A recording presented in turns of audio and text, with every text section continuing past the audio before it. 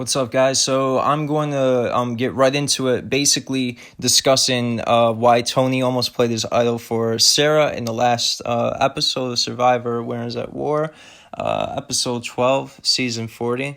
And essentially, I believe that this move that he has made is very overlooked, and not many people, not even like huge fans, understand what really happened, what really went on here.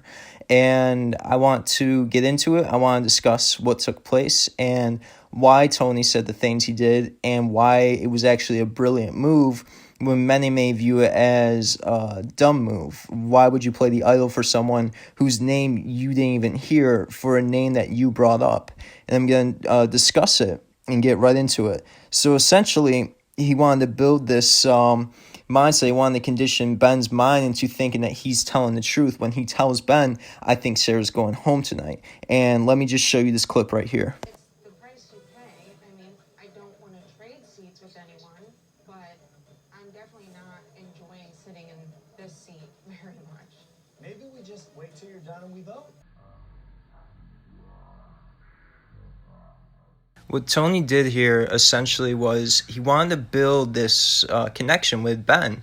And so he told Ben, I think that, everybody's going against Sarah. I think Sarah's going to be going home tonight unless you target Kim. So Ben is scared because Sarah is on Ben's side. He doesn't want Sarah to go.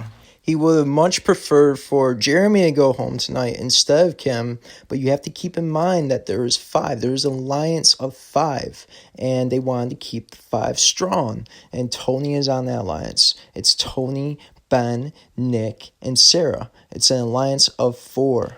Tony probably also told Ben that we got Jeremy on our side to vote against Kim. Otherwise, it would be a tie vote and we'd have to draw rocks. So Ben at this moment is like, okay, I think it would be a better decision to go with my group of 4, and go against Kim, and we'll get Jeremy next week. Of course, Ben is upset about that because he really wants Jeremy to go. He believes Jeremy's the biggest threat in the game, but he also understands that if Jeremy is voting with him, this tribal council, then they'll remain 4 strong for the next tribal council. And that is the benefit that Ben is seeing through what Tony is telling him. It's also likely that he thought through and he didn't want Sarah and Kim drawing rocks, or he didn't want Sarah and Jeremy drawing rocks. Instead, it would just be a better idea to just vote for Kim and Kim goes home. There's some things they don't catch on the camera, and I believe that Tony and Sarah had a conversation prior to tribal council, whereas if one of the people didn't vote the way that Tony wanted them to vote, he probably told Sarah,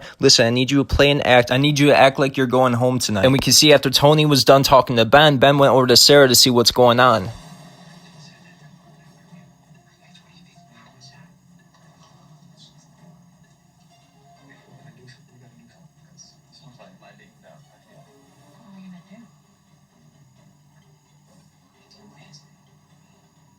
This gameplay is very underrated in that people didn't even see it. They didn't even understand why Tony did the things that he did.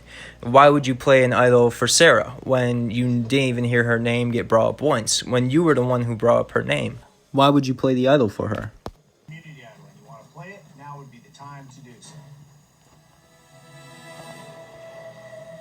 Just give me 1 minute, Jeff.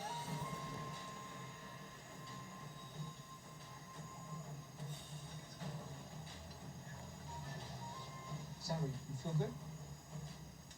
How do you feel?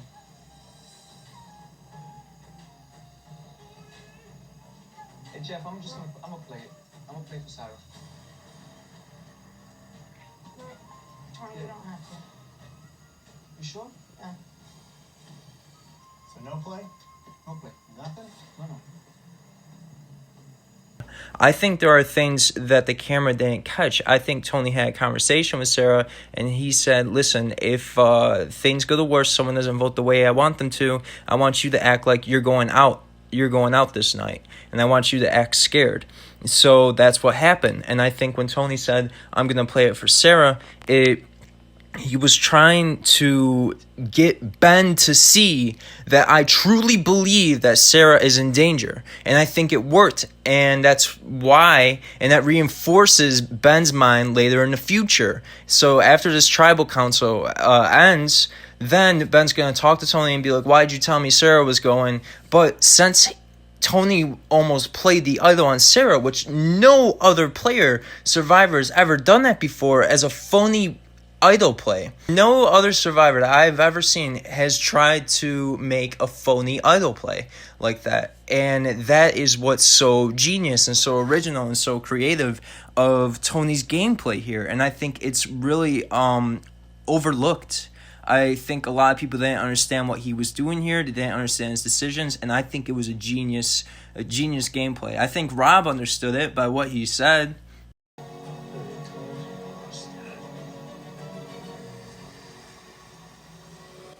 And then another great move that he does that nobody even recognizes, I haven't even heard anybody bring this up, and I can't believe that nobody is seeing this, is the way that Tony is constantly conditioning Jeremy's mind, constantly conditioning him over and over again.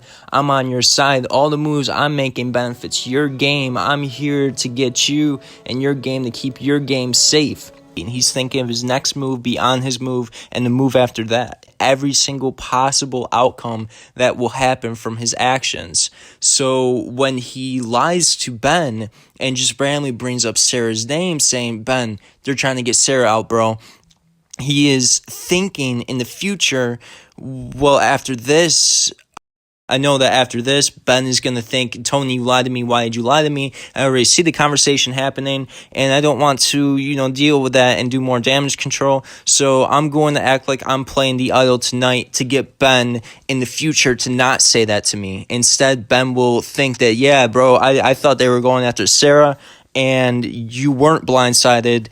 I was blindsided. We were both blindsided. And that's what's genius about his move right here. He's constantly thinking about what's going to happen in the future. Through one move, through two moves, through a few words, he plans this all out. And it is just a masterpiece to watch, social play. This is what we wanted to see at Winners at War. This is what we expected every single player to display. The best possible version of their game that they can possibly play. And we haven't seen that. Another thing too, but I don't really think I need to discuss it. It's very common gameplay that happens here. Is that Tony eliminating Kim because Kim wanted to get rid of Tony obtains one main goal. Putting the fear into other players where if you go after me, you're going home next. It creates that kind of mentality, which is smart, but it's not original. We've seen this demonstrated multiple times throughout Survivor history, and it is a very common